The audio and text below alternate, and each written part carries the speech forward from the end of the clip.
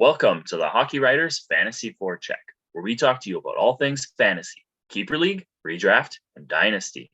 We're going to give you hot players to pick up, prospects on the rise, sleepers you should or shouldn't think of acquiring, and prospects who are looking to break out at the NHL level. I'm your host, Caleb Kerney. And I am Jacob Strozyk. And today we are going through our final divisional recap with the Pacific Division. Just like we have been, Jacob and I will go back and forth and give our best fantasy performer and biggest fantasy surprise for each team. And now, again, a small little announcement before we get started. After this episode, we are going to be changing to a bi-weekly release schedule until the preseason. So don't freak out when you don't see something from us next week. We'll be back the week after. Also, it's hockey night in Canada. So I'm wearing my Oilers jersey. I live in Edmonton, so I got to rep the home team. Jacob, who are you pulling for tonight, Vegas or Edmonton? Edmonton. It has to be Edmonton. As a Buffalo fan, we want nothing more than to see Jack Eichel not win any more playoff games. So, no. In all fairness, the Oilers are, in my opinion, are just a more fun team to watch. Draisaitl's been an absolute dynamo the entire series. And I've just had a lot of fun watching the Oilers in the playoffs more this year. 100%. They're a much better team from last year. The defense is greatly improved. Their goaltending is winning them games. Not as scrambly as Mike Smith from last year, which, you know, as an Oilers fan myself, I greatly appreciate not having that anxiety every time I watch him play. But we're going to talk about both of these teams right off the hop here because they were the top teams in the Pacific Division. We'll start with Vegas. Jacob, why don't you kick us off with your best fantasy performer from Vegas? Yeah, for me, it's going to be Mark Stone. I know he's had that, kind of injury trouble this year. He had multiple back surgeries over the past couple of years, but when he's in the lineup, he is one of their best fantasy assets just overall. He played 43 games this year. He had 38 points in that span of time, and he also added 31 hits to go along with it, so there was some physicality to go. And he's just one of the better two-way forwards of the league when he's healthy. Might want to be weary considering multiple back surgeries will take a toll on a person. But if he's looking good, you should grab him. Absolutely. And I would say that he's probably more of a redraft, definitely more of a redraft guy for me than a dynasty league guy just because of those injuries. I mean, we'll see how he is in training camp after, however long this playoff run is for them, because we know the guys will fight through injuries to stay in the playoffs and compete for the Stanley Cup. So look out for that. But otherwise, yeah, when he's healthy, he is on fire. My pick from Vegas is gonna have to be their top goalie, Logan Thompson. And I mean, he's out right now. Laurent Brossoit is manning the posts in the playoffs. But during the regular season, in 37 games, he had 21 wins, 2 shutouts, a 2.65 goals against average, a 915 save percentage, 54.1 quality start percentage, and a 923 even strength save percentage. Okay. In the 19 games that he played last year, he had a 920 even strength save percentage. So he's right in that lane, consistent with last year. His goals against and his save percentage from last year is also pretty similar, 2.68 compared to 2.65 and 914 compared to 915. So very consistent, and his quality start percentage was 52.6%. So as long as he can stay healthy in the next year here, I would look for him to up that game's played total closer to 50, and he can be a bigger fantasy asset from a goaltending perspective. Now, surprises. Who is the big surprise? Yeah, for me, I went with Chandler Stevenson. Great fantasy asset this year. Just not just in the scoring department. He had 65 points, which is absolutely solid. Played almost the whole season. He had 81 games played. Um, and he stepped up when other top players were out with either injury or illness or Yeah. whatever else you can come up with. But he always stepped up and he was just a good overall player. He threw in 74 hits. But the stat that was kind of in the peripheral side that really caught my attention was his faceoff percentage. So he got a lot of faceoff wins, 58.09 faceoff win percentage. So a player like that has value a little bit more down in your fantasy lineup. And when he's chipping in points on a good offensive team like Vegas, he's someone that you definitely want to consider picking up and having, maybe a little bit deeper. Not one of your top 5, 6 forwards, but he's definitely one of those swap in, swap out, use him when he's hot type players. And if you're a league that values faceoffs, he's someone you should be putting in more regularly. 100%. The fantasy value of face-offs, while not every league uses them, definitely something to keep your eye on. As far as that goes, my biggest surprise from Vegas this year is Jack Eichel, and part of that is some disappointment. I personally thought that he'd have more points. Okay, so maybe the expectations on my side of things are just kind of what led to this disappointment, but I'm going to use that argument anyway. In 67 games played, he had 27 goals, 66 points, 14 on the power play, 18 minutes and 46 seconds of time on ice per game, 2 minutes and 39 seconds of power play time on ice per game, 223 shots, 59 hits. He was shooting at just about 12%. And in his career, he shoots at 10.7%. Okay. So he was shooting high percentage wise for his career, like a touch high. It's within 2%. So I don't think that's really something to be too concerned about in terms of was he on a heater this year or not, or was it, supremely low. But he was averaging 3.3 shots on goal per game. Last year, he averaged 3.9. And there was also a couple more years in Buffalo where he was averaging 3.9, 3.7, 4.1. So he can get up to that 4 shot on goal per game mark. And I think if he can hit that and just stay healthy and consistent in Vegas, we could see those numbers go up again. And the power play time, would really love to see him get at least 3 minutes on average on the power play.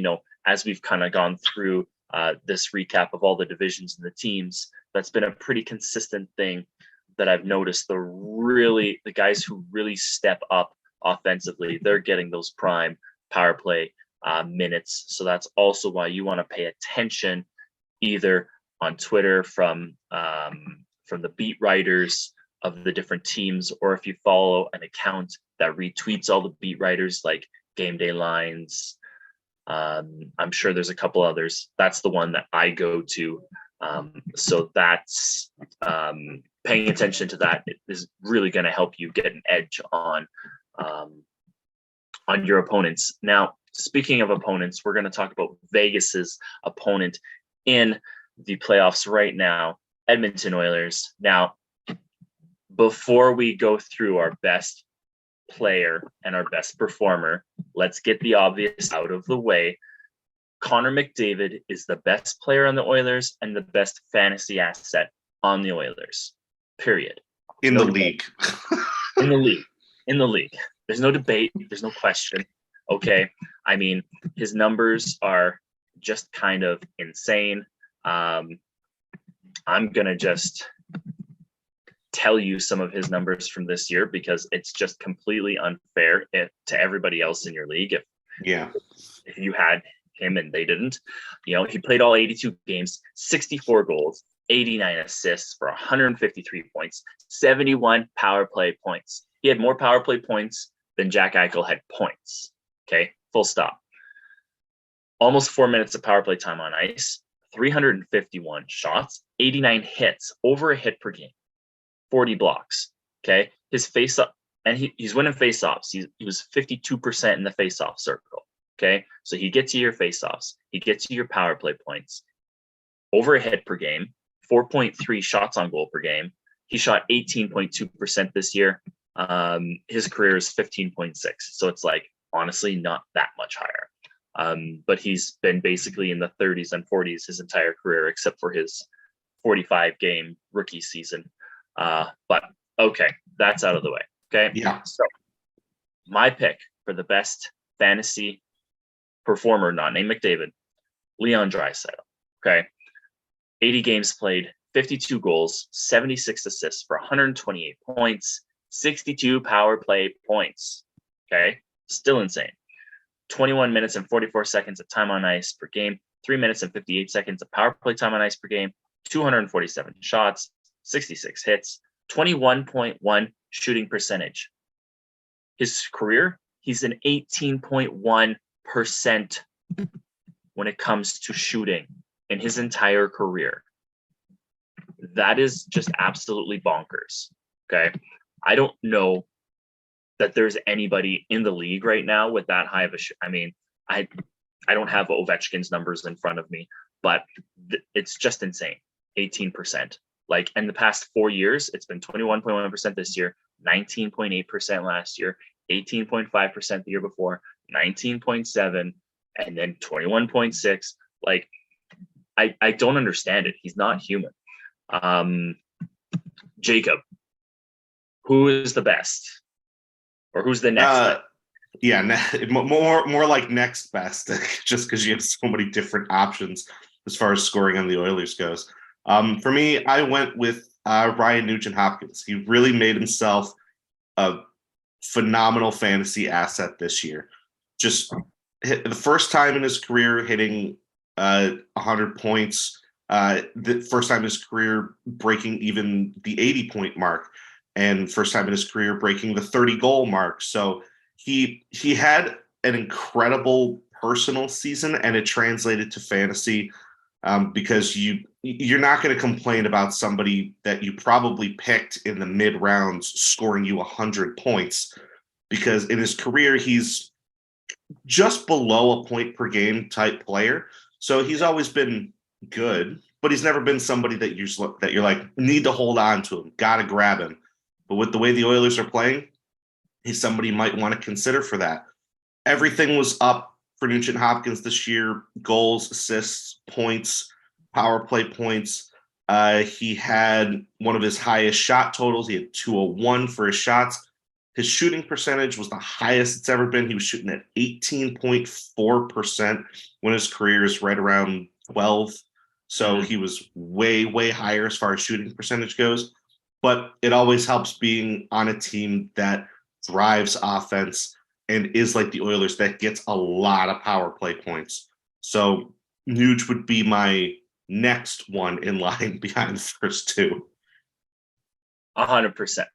And like, I haven't looked into this much, so maybe that's something that I can take a look at later. But I heard something like the Oilers' power play this year was like the best power play that has ever happened in the entire league. I don't have any resources to corroborate that, but that is insane. You know, if that is indeed the case. So that's, feel really good for Nuge there. But before I get into my surprise from the Oilers, Ovechkin's career shooting percentage is 13.1. 13.1. He's also averaged 4.7 shots in his career. So Draisaitl has a higher shooting percentage than Alexander Ovechkin. So just keep that in the back of your mind, as you see Draisaitl climb the goals chart. I mean, he's got 2 50-goal seasons in a row. but only averages 2.6 shots on goal per game over his entire career. So anyways, my big surprise, the rookie goaltender, the Calder candidate, Stuart Skinner.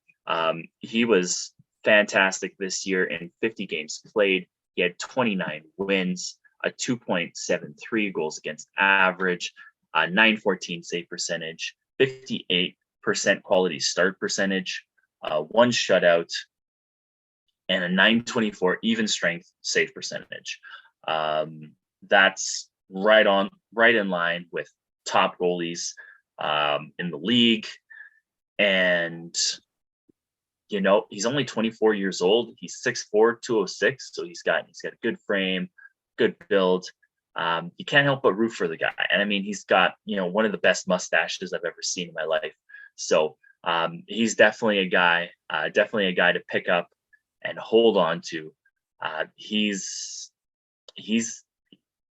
if they run a 1A, 1B situation, he'll probably be the 1A, even though Campbell has the contract that says he should be. But when he's winning games, it's hard to go against Skinner. Jacob, who's your biggest surprise from Edmonton? For me, I went with Zach Hyman. He had just like a lot of people, a breakout year this year. Hyman did this year what I thought he was going to do last year when he arrived in Edmonton. Not that last year was bad. Last year was still very good for him, but this year was just on another level for him. He was over a point a game, 36 goals, 83 points in 79 games. But he also added in an additional 41 he had an additional 26 power play points to go with it. So he was great with his even strength contributions. He wasn't just a power play specialist. So he was still scoring at 5-on-5, and that's very valuable for fantasy in general. Another good stat, he had a career high, and he just obliterated it in his shot totals for the year. His career high prior to this year was 213, and that was last year. Prior to that year, his highest was 156. This year was 276. So wow. The man was just absolutely ripping pucks on net all year long, and you're not going to complain about somebody scoring. If you have Hyman, absolutely hold him, because the Oilers aren't going to stop scoring goals, and they're not going to stop scoring points. And the way Hyman plays, just with that motor running, he's going to be a good fantasy asset. Absolutely. Hyman is a great choice. I feel like a lot of people were kind of sleeping on Hyman, in the shadows of, McDavid, Nuge, and Draisaitl. But moving along to the team that the Oilers defeated in the first round of the playoffs this year, the Los Angeles Kings. Jacob, who is the best fantasy performer from the Kings this year? I went with a tried and true candidate, and that's Drew Doughty.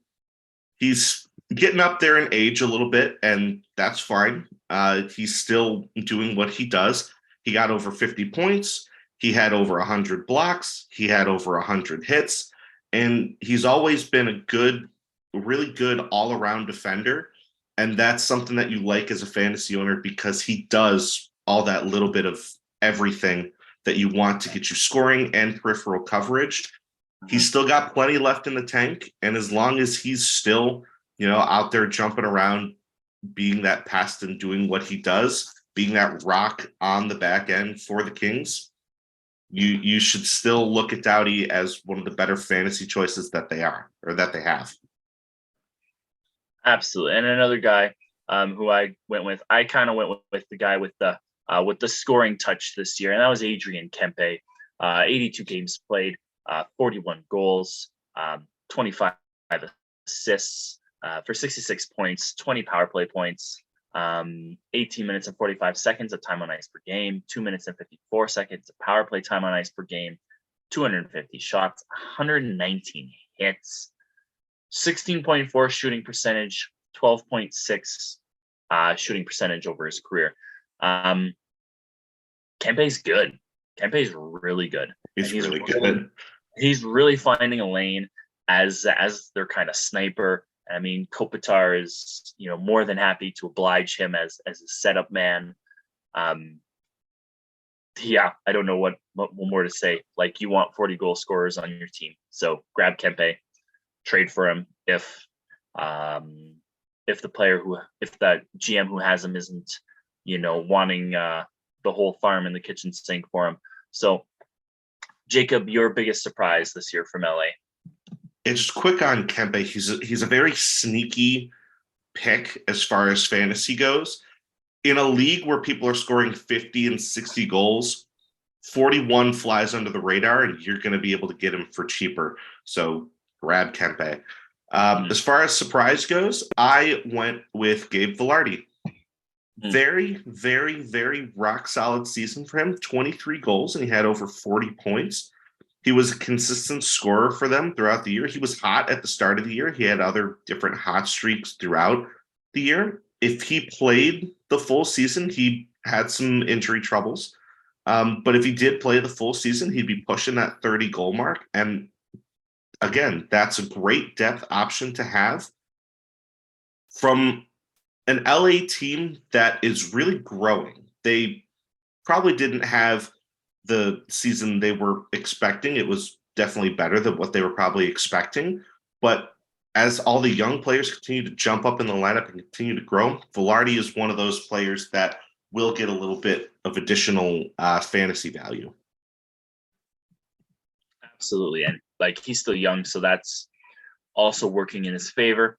Another young guy who was kind of a disappointment for me this year, Alex Iafallo, 59 games played, 14 goals, 22 assists for 36 points, only 8 power play points, 16 minutes and 18 seconds of time on ice per game, a minute and 39 on the power play, 133 shots, 27 hits, 10.5% shooting percentage, and he's 9.6 in his career. Okay, so the shooting percentage was high, but it was a bit of a down year for him.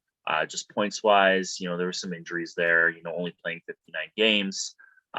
So hopefully with a full season next year, he can really kind of up these totals, because he has been a pretty decent fantasy option. I mean, his points per game was higher this year than it has been, but he still had one less point than he got last year. So if he has the full season, he's never gotten over 43 points in a season. So it'd be really nice to see him hit at least 50, up his shots on goal per game. He only had 2.3 this year. Last year was 2.7. So he was kind of steadily climbing that. But you just want to see more, and the power play time also doesn't help. So we'll see. We'll see if his fortunes change there next year. But one team's fortunes that really changed this year from last year is the Seattle Kraken, and they've really just emerged this year as just a great team. Their coaching has been fantastic.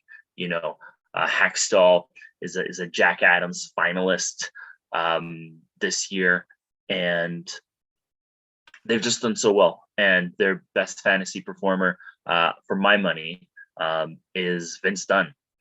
And this was a bit of a tough choice for me because there were so many great fantasy options from Seattle. So many players stepped up. There isn't any elite options, but there's a lot of just really good, solid guys. And Vince Dunn was one of them. In 81 games played, he had 41 goals, 50 assists, and 14 goals, not 41. 14. Sorry, missed. 41 goals as a defenseman. That'd be one hell of a season. Sorry, a little bit of dyslexia there, whether intentional or not. 14 goals, 50 assists for 64 points, 15 power play points, 23 minutes and 40 seconds of time on ice per game, 2 minutes and 49 seconds average power play time on ice per game, 149 shots, 115 hits, 80 blocks. I mean, this guy gives you coverage across the board. It'd be really nice to see him really up those shot totals. But in his career, he's averaged 1.8 shots per game, and that's what he got this year. Okay, so as he becomes more comfortable in the Seattle system, and they really sort of find their way, those numbers are going to go up. Career highs in power play points, in hits, in goals, assists. That just the point production alone is enough to be interested in Vince Dunn. And he is going to be their power play guy until they have another option who's better. I mean, Justin Schultz had some history running the power play in Edmonton, but he's not really that Justin Schultz anymore. So Vince Dunn is kind of the best option as far as that goes. Now, who is the best fantasy asset for your money this year, Jacob? Yeah, I went more towards the defensive end of the fantasy pool for this, and I went with Adam Larson. He had quietly his best season of his career. He tied his career high in goals, which was 8. He beat his career high in points. He finished with 33 points. He was a plus 27, which is, again, the best for his career. And on top of that, he was just one of the better physical peripheral fantasy players all season. 222 hits, 173 blocks, and he played a full season. And that's only for the 4th time in his career. So he kind of recovered a bit from his injury bug he was having for a couple of years in there, but he has become a very good defensive fantasy aspect for leagues that value that type of a game. And he's been a good complement to Vince Dunn's offensive style game. So if you're somebody who likes picking up Kraken players, you should be looking at both for different reasons. Absolutely. And just to quickly touch on that, I was listening to the PDO cast, and they were talking about the Kraken, and they were talking about how specifically the pairing of Dunn and Larson, and how when Dunn's on the ice, he's pretty much like a rover. And he can do that because Larson, he just mans that blue line. He's a tough customer.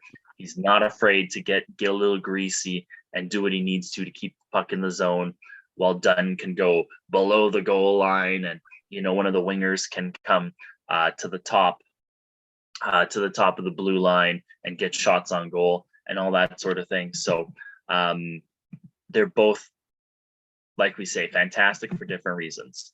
And now one person who I thought was fantastic for another similar reason to Adrian Kempe is Jared McCann. And he just found the scoring bug this year. 40 goals, okay, and 30 assists for 70 points, 16 power play points, 16 minutes and 20 seconds of time on ice on average, 2 minutes and 40 seconds of power play time on ice per game, 210 shots, 65 hits, 19% shooting percentage, 12.1 in his career. Okay, so that's the one thing to keep in mind when it comes to Jared McCann. Is he going to score 40 goals again? Not maybe, but not likely. Maybe if he does it by shooting more. Okay, that's going to be how he hits that total again. I mean, he shot at the same rate that he shot last year, 2.7 shots on goal per game. And that's the highest of his career. So if he can get in that 3.5 to 4 range, he's going to be a fantastic, an even better fantasy option. I mean, last year, 27 goals and 23 assists. So career highs across the board for him. The hits is kind of right on par with where he is for hits usually. And, just looking at the face-offs The faceoffs that he won this year, only 26 faceoff wins. So that tells me he was utilized as more of a winger this year, and maybe that's just better for him. So look for Jared McCann next year. Pay close attention to him. If you can pick him up relatively cheaply, I would, and just see what he does next year. Jacob, who surprised you the most from the Kraken? Yeah, McCann was definitely one of the best value fantasy players this year. But somebody else that definitely gave you some value if you wanted to take a chance on him was Calder finalist Matty Beniers. Just arguably one of the better Kraken players just overall. And I think he had a lot to offer beyond just scoring. I think he will continue to progress, even though his scoring was good. He had 57 points, and that was in 82 games. And I believe he led all rookies in scoring in general, and that's why he was one of the Calder finalists. I personally think he'll, I don't think he'll run away with it, but I think he's going to be the ultimate winner for that. But we'll talk about that at another time. He had a good number of hot streaks throughout the year. He had a good number of cold streaks throughout the year, so he was kind of figuring it out along the way. But finishing at 57 points is nothing to complain about. If you can add him now before anybody else does, or if you can pick him up in a decent spot, he's going to have a better year next year. And I think he is going to surprise people, and I'll bet he pushes a 30-goal mark on top of it. That's fantastic. Love me some Beniers. And now we are going to take a quick break to listen to a message from the Hockey Writers.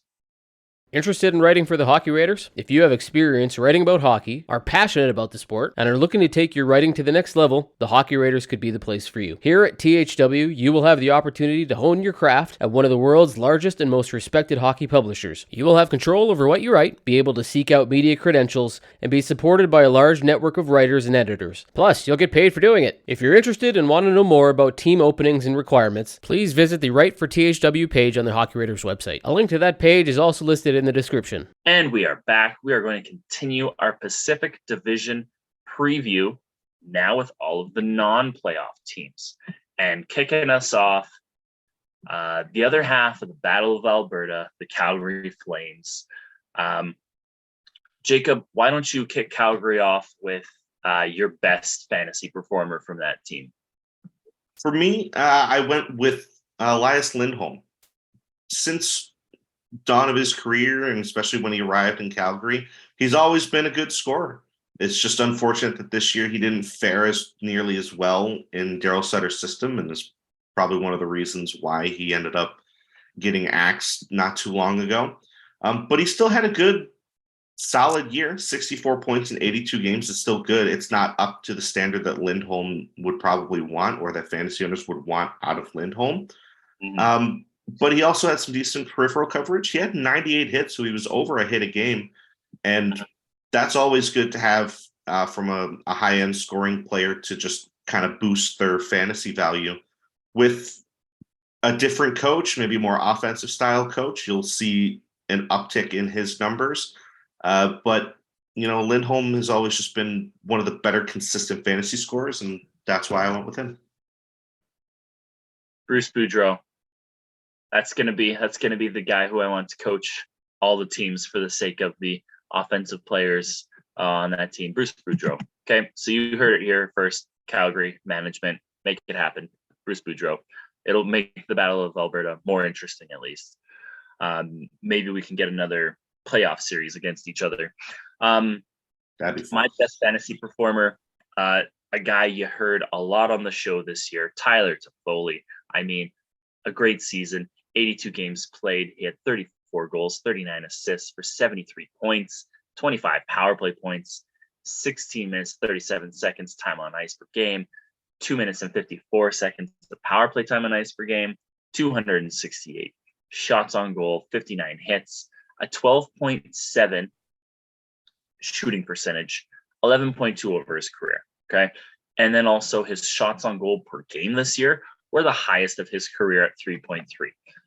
Toffoli was also one of the most consistent performers that Calgary had this year. It seemed like every time I was checking the box score, he would pop up, which is just fantastic. You love to see that as a fantasy owner,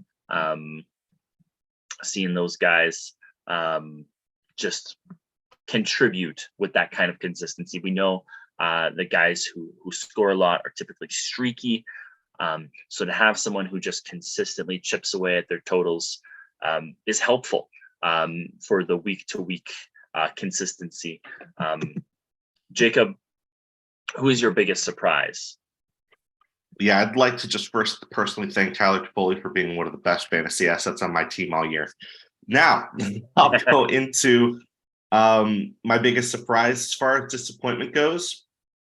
I had a couple players I could have gone with for surprise because there was positive and negative. But for this one, I got to talk about Jonathan Huberdeau. Just a beyond poor performance out of him this year. After having the best year of his career and having over 100 points last year and being one of the best scorers in the league, he dropped all the way down to 54 points this season. Just abysmal. Yeah. So if you were a fantasy owner this year and you had Huberdeau and you were banking on him being, one of those go-to guys in Calgary, you were banging your head against the wall asking why? Why did I do this? So will he bounce back? Yes, he's still one of the better offensive players in the league. He will bounce back. He'll figure it out. He'll adjust, and he'll get back up to those point totals that you're looking for. But if you find a fantasy owner that's really soured on him and was angry at his performance, you might be able to pick him up for a decent, price. And I think it'll be worth it going into next year, especially with the coaching change, the environment change. He'll have a better year. So if you have the opportunity to grab Huberdeau cheap or cheaper than definitely he would have been, I highly recommend doing so. 100%. If we were to have an episode today, or if you're going to ask me today, who is the top guy in fantasy who has the potential to bounce back next year, is Jonathan Huberdeau. I mean, he can't be worse. I only mean he could. If Sutter if Sutter was coach again, he probably could. Yeah, maybe. But he's just not going to. I mean, he's going to bounce back, especially with whatever coach they have, with whatever systems they run. They need to go in a new direction and get somebody who's going to really help them score and really keep up with today's game. I mean, you can have a team that's tough to play against, but still scores a lot. Carolina Hurricanes. They have a very excellent system. So they still play a strong system, but there are people who can really thrive in those systems. And they just need somebody who's going to coach a system that's going to allow the offensive people to thrive and is going to still limit chances against. And that's really all you can ask for. My biggest surprise on the disappointment side of things, again, Jacob Markstrom, 59 games played, only 23 wins and 1 shutout, 2.92 goals against average, an .892 save percentage, 44.1 quality start percentage, and .894 even strength save percentage. Jacob Markstrom just did not have it this year. And that's, people were banking on him to solidify their starting goaltender position, that he's not going to lose the net to anybody. But it just seemed like he just didn't have it mentally. And I have my own prognostications of what really went on. I mean, with all this news of Sutter and all that sort of thing, could he have been one of the players who didn't really get along with Sutter? Is he someone who potentially put in a trade request if Sutter was still a coach? That's something that was kind of not specifically him, but Saravalli did mention that there was some players who had put forth trade requests, and then once Sutter was fired, they rescinded their trade requests. So there's, with how much of goaltending is a mental thing, is not good for your mental health if the person who is directly supervising you is unnecessarily abrasive in every way. And now I don't know all the details, but I know there's a lot of things that went on that just did not sit well with the players. And it's possible that Markstrom could have been one of those players that was either vocal or was just really affected by those things. So that could explain some of these stats. But I mean, like the 4 years prior to this one, his even strength save percentage was 926, 915, 924, 920. Very consistent even strength save percentage. And then all of a sudden this year, it's sub 900. You know, something else, you know, was going on this year, and that could have been it. So speaking of another team that had something going on in all the wrong ways, as the Vancouver Canucks. Okay. And their best fantasy performer, in my opinion, and I mean, I feel like it's no contest, Elias Pettersson. 80 games played, 40 goals, 62 assists for 102 points, 25 power play points, 20 minutes, 33 seconds time on ice per game, 3 minutes and 50 seconds of power play time on ice per game, 258 shots, 74 hits, 89 blocks. This guy just did everything. Okay. Almost a hit per game, over a block per game, 15.5% shooting percentage. He's 16.7 in his career. So he shot lower than his career average in a year where he scored 40 goals. Okay. And that's because he was over 3 shots on goal per game for the first time in his career. The 3 years previous, 2.4, 2.4, 2.4. That's what you love to see. You want to see the guys get over 3 shots per game, because that shows you they're not afraid to shoot. It's the law of averages. The more you shoot, the more some are going to eventually go in. And with the guys who shoot that much and they don't go in, look for those guys to regress to the mean and positively bring their numbers up. So, Jacob, who is the best Vancouver fantasy asset for you? Yeah, for me, I went with JT Miller. He's, really become one of the better overall fantasy players for me for a number of reasons. This year, he was point per game, 82 points, 81 games. That was 32 goals and 50 assists. He added on 30 power play points, so he was getting that special teams coverage. He had shorthanded opportunities a lot this year. He had 5 shorthanded goals and a total of 9 shorthanded points. So for fantasy leagues that value shorthanded points, he was getting you plenty of value there. He added in a good amount of physicality. He had 200 hits, so you're not going to scoff at anything like that. He had over 200 shots, and his faceoff percentage was 54.97. So he was, really at that higher end mark for faceoffs. And he's going to continue to play top minutes while he's in Vancouver. He's not going to replace Pettersson as, their top scorer or anything. But as far as fantasy goes, he has more coverage across the board, and I think that makes him a better pick. We'll give him the Boone Jenner Award. Yeah. For these fantasy picks, good points and just amazing peripherals. You love to see that. My biggest surprise out of Vancouver this year, though, Brock Besser. I mean, just a down year. And I mean, he's been, fighting some personal stuff. Fighting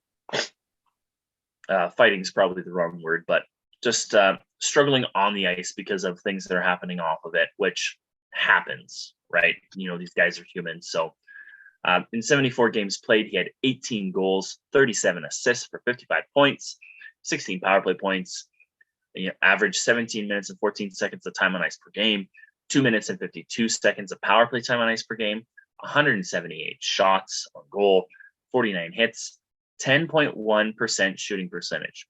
He's 12.7 in his career. Okay, so a touch low for him, but also 2.4 shots on goal per game this year, which is the lowest of his career. Okay, So he should bounce back next year. Now, does he get traded? There was rumors that his representation was trying to get him to Minnesota. Minnesota needs some scoring. There's a potential fit there. We don't know what Vancouver management is doing with their team. Sure, trade Besser to Minnesota, pick up one of their grinders in return because that's what Tocchet wants. That would be great for Besser. I don't know if he's really going to thrive in Tocchet's system. It seems like he's at the point where he needs a change of scenery. I mean, Pettersson thrived, but he was thriving all year.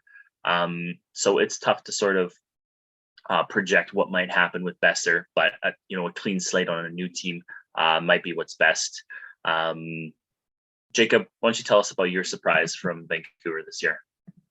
Yeah, I couldn't agree more with the assessment on Besser. As far as surprise goes, it was a nice positive surprise. Andrei Kuzmenko, a little bit older as far as rookies go, but he's a more developed player, so it's good to see that his developed game actually translated well to the NHL.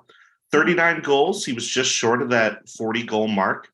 He got moved up and down the lineup throughout the year. There were points where he was playing 19 minutes, and there were points where he was playing 12 minutes. And, that was just a matter of the fluidity and,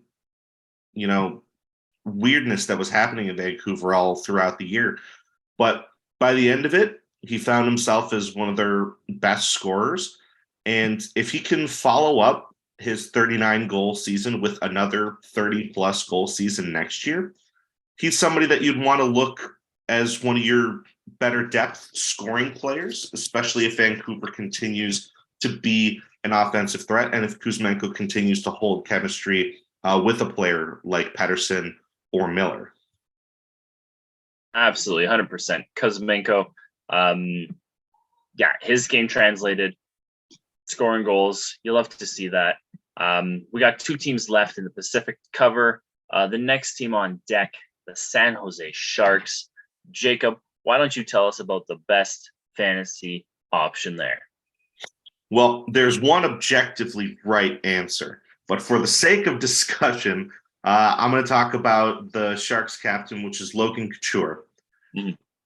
All throughout his career, he's been a very good fantasy asset. He's always been a goal scorer. He's always been an assist machine, and he's always been solid with his faceoffs. So for a Sharks team that was just straight up not good this year, he still did fairly well. 27 goals, 67 points, and he added on some decent peripheral coverage, 128 hits, 70 blocks. So on a straight up bad team, he still had a good amount of value fantasy-wise, and if you grabbed him low, you weren't really complaining for what you got out of him. Absolutely. The Couture is also pretty consistent, so you can almost bank on him getting at least 60 points and 20 goals every season.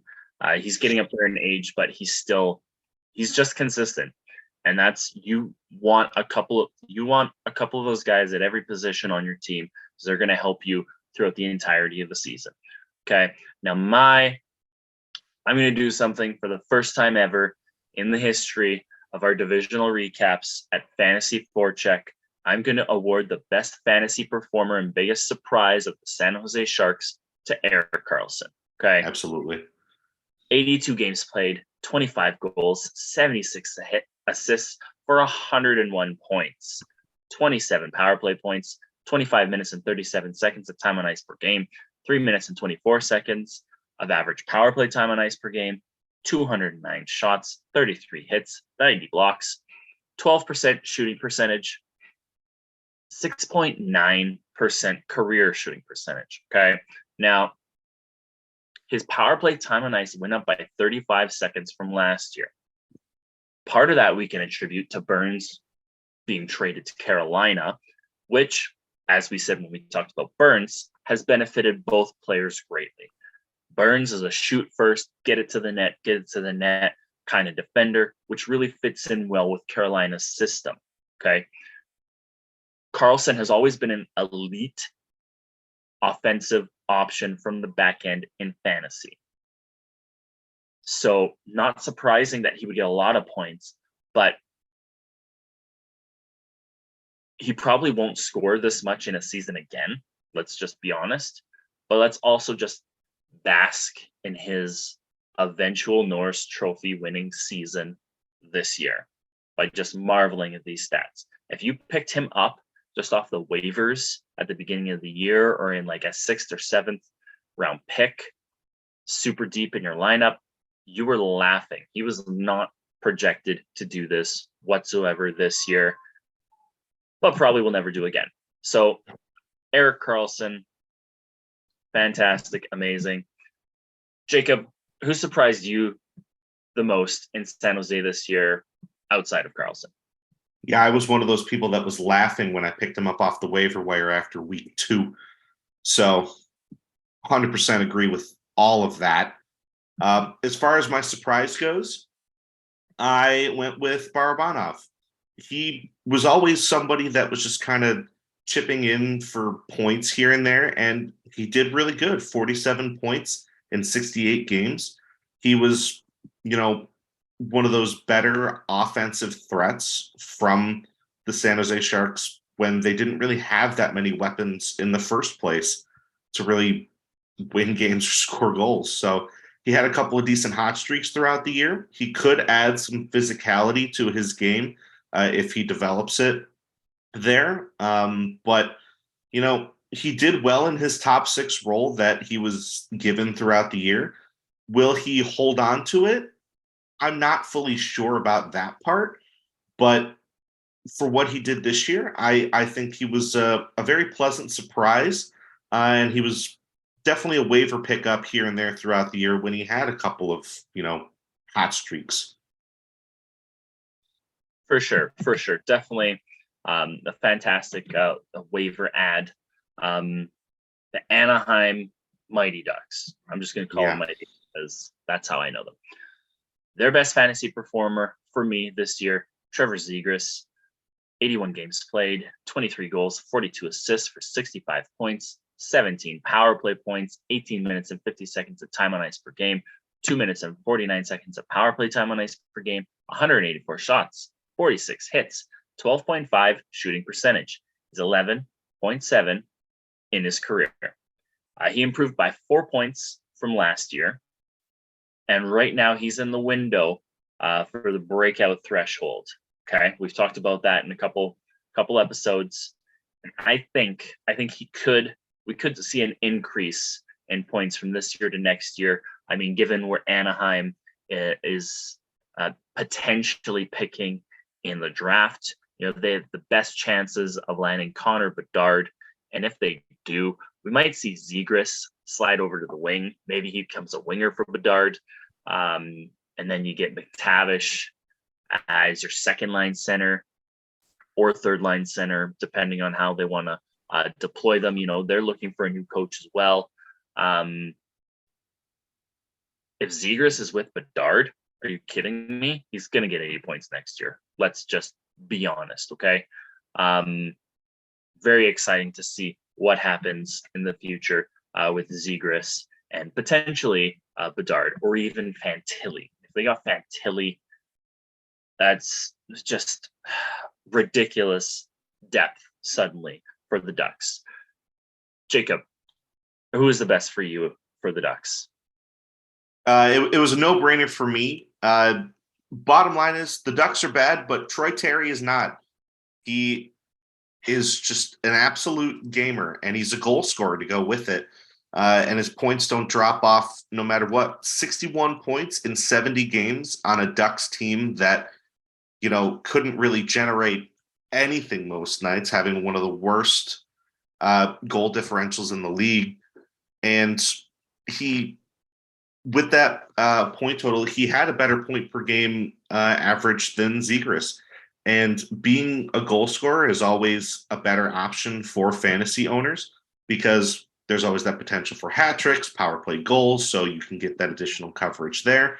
And when he's healthy, if he can stay healthy, he's a perennial 30 goal scorer.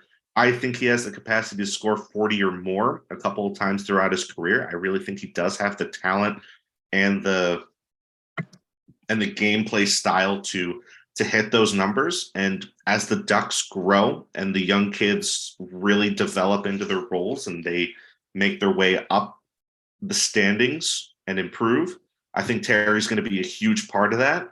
And for fantasy owners, you're going to want to keep an eye on Terry, because even though the Ducks were not great, he still had a pretty good year.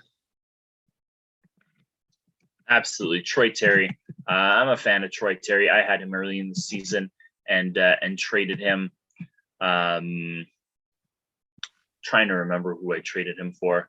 I ended up getting Barrett Hayton, maybe Brock Besser in the deal.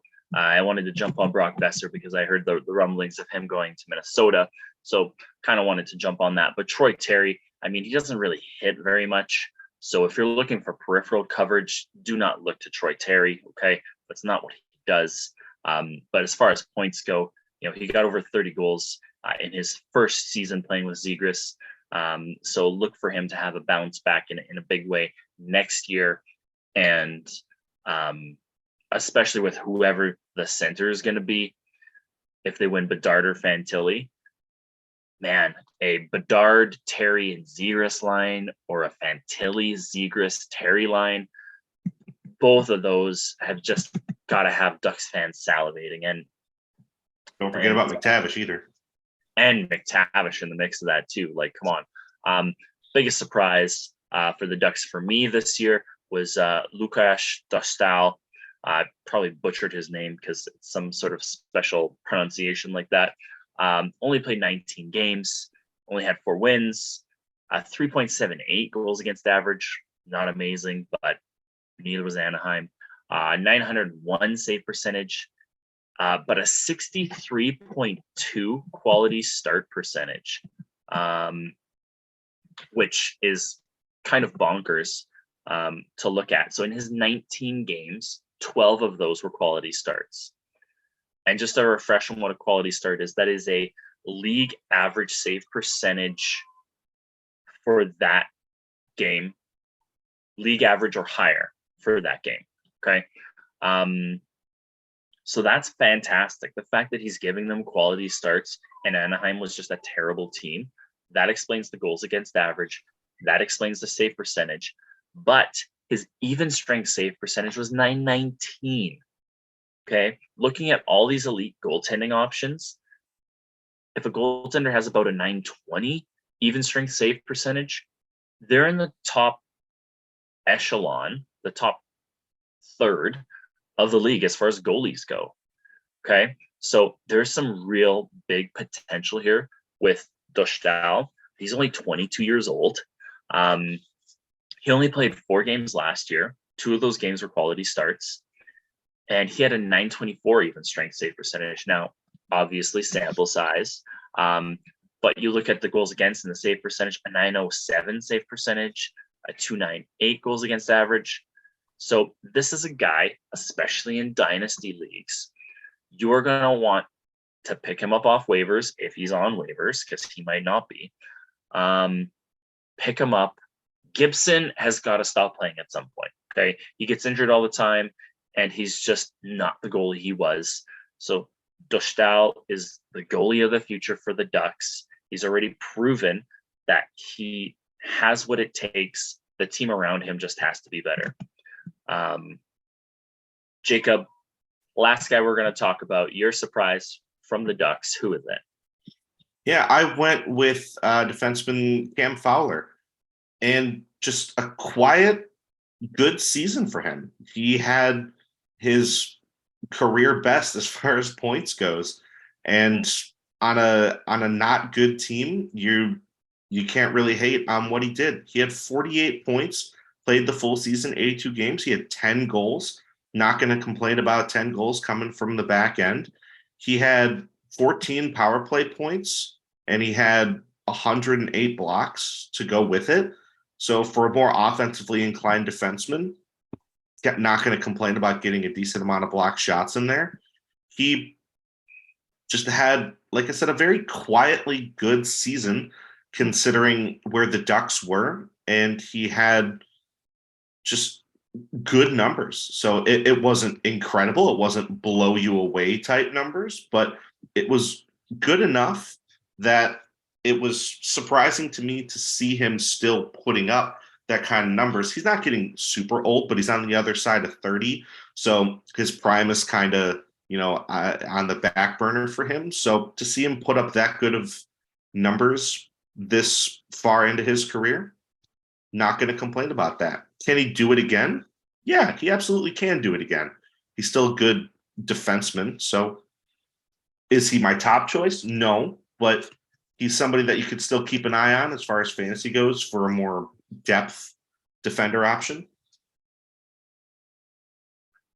Absolutely. And with that being said, that is all the time that we have for today. In 2 weeks, reminder, 2 weeks, we will dive into our Calder Trophy winner prediction and 2023 to 24 projections of who could win the Calder. So tune in for that discussion. And then with that, also a friendly reminder that we are going to be going to that bi-weekly release basis starting from today until the preseason. So don't freak out when you haven't heard from us for a little bit. You can follow the podcast on Twitter at THW Fantasy. I'm on Twitter at Caleb Scouting. And I am also on Twitter at Strozyk67. And if you are watching on YouTube, be sure to like this video and subscribe to the Hockey Writers YouTube channel. There's a lot of great content on there. There's other shows, and there's series previews and series reviews. So watch all those if you're interested. If you're listening in podcast format, please subscribe to the podcast and please leave us a review on whatever platform you listen to. You've been listening to the Hockey Writers Fantasy Forecheck. Keep your stick on the ice, get pucks in deep, and give it 110%, eh? I'll see you next week.